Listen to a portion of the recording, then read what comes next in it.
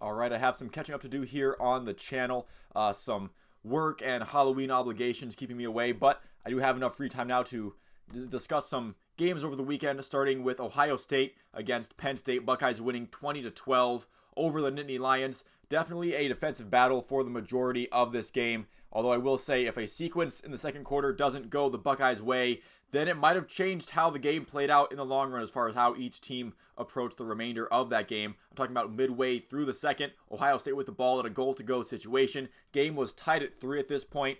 The defenses holding their offenses to very little points. Buckeyes, though, about to take some kind of lead, but then Kyle McCord strip sacked, and it's returned all the way back for a touchdown, or so we thought, as there was a flag on the play. It was defensive holding on that play, so definitely would have been one heck of a deflating play for Ohio State if you think you're about to take some kind of lead, but then you get strip sacked and it goes all the way back for a Penn State touchdown. Then you're down 7. You have to put up more points when your offense hasn't been consistently clicking, and but then it just turned out it was defensive holding. Had nothing to do with the actual play, as Kyle McCord was strip sacked in the backfield.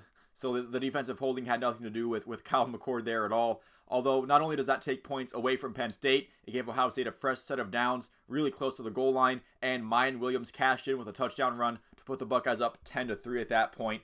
It also turns out that the Devin Brown red zone or goal line package wasn't just shown to waste Penn State's time watching game film. They went to it again. Unfortunately, Devin Brown did seem to get hurt on one of his runs, did not return to the game after that point. But at this point, what are we talking about? What are we doing talking about the offense here? The star of this game for the Buckeyes was this defense. JTT making a big impact yet again. Something about Penn State and seeing the Nittany Lions wakes him up for sure. Had a huge sack on a third down play. I was a little nervous about the idea of the Buckeye offense not being able to put up a crazy amount of points until I saw the James Franklin and Drew Aller combination at work against the Buckeyes. Drew Aller, not good in this one. He said so as much in his postgame comments, although I do feel bad for him from a human standpoint of him feeling bad about his play and almost crying in postgame. While there is an element of, you definitely don't want just to see Penn State doing well. On a human level, I do feel kind of bad that he felt down on himself after the game.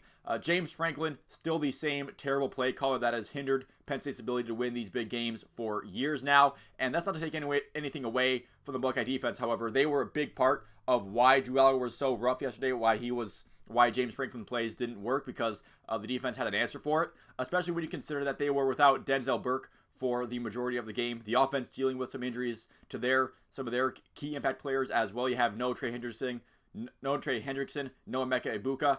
Marvin Harrison Jr. was healthy, and he was very, very noticeable. Marvin Harrison Jr. can produce well enough for an entire group of skill positions. Best part of the offense by far. He had 11 receptions, 162 yards, and a touchdown. And the touchdown he had was just him taking a short crossing route in the red zone to the house on some yards after catch. Some good blocks there for Marvin Harrison getting the end zone there. But that touchdown made it 20-3 late. Game felt pretty over at that point. Penn State did put up a late touchdown.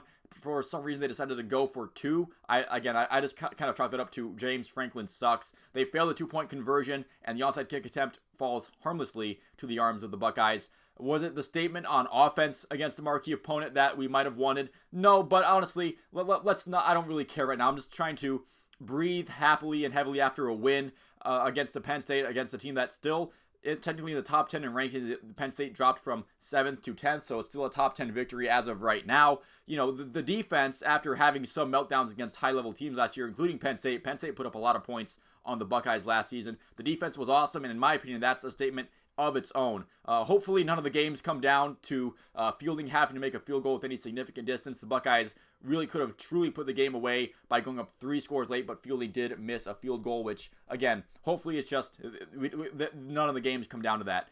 This was their second big test of the season. You have Notre Dame being their early season test that they barely passed. Penn State being the mid-season test. I feel like this one was a little bit more convincing. And the upcoming schedule for the Buckeyes isn't really all that tough. You have Wisconsin, Rutgers, Michigan State, and Minnesota before they head on up to Ann Arbor for the game. And that's definitely going to be the final late season test for Ohio State. That's going to be where they have to put all their marbles, put all the chips in for that one. The offense has until then to settle all the way in. Although you do have to figure that with the way college football is, even if you do have a great defense, they're going to have to play in some kind of shootout eventually. That Michigan offense definitely looking potent. They looked deadly against Michigan State, which, Michigan State is definitely in a terrible way this season, but Michigan's offense has looked really, really good against some of the easier opponents on their schedule. But I do think that Michigan has proven that they deserve that benefit of the doubt as far as their offense goes. But again, we'll see how things feel when that week in November is upon us around Thanksgiving. But right now, it seems like these two teams are on a collision course for each other with undefeated records. I feel like with Penn State, how Drew Aller and James Franklin and how they played against Ohio State. Michigan, maybe a bit more of the same. But again, that's why you still have to play the games. But that's going to do it for me for this video. Thank you so much for watching. If you didn't make it this far into it, leave a like and subscribe if you enjoyed it and like to see more like it. You can let me know what you thought about this game and how Ohio State will fare in the future down in the comments below. Once again, thank you for watching. I'll see you at the next one.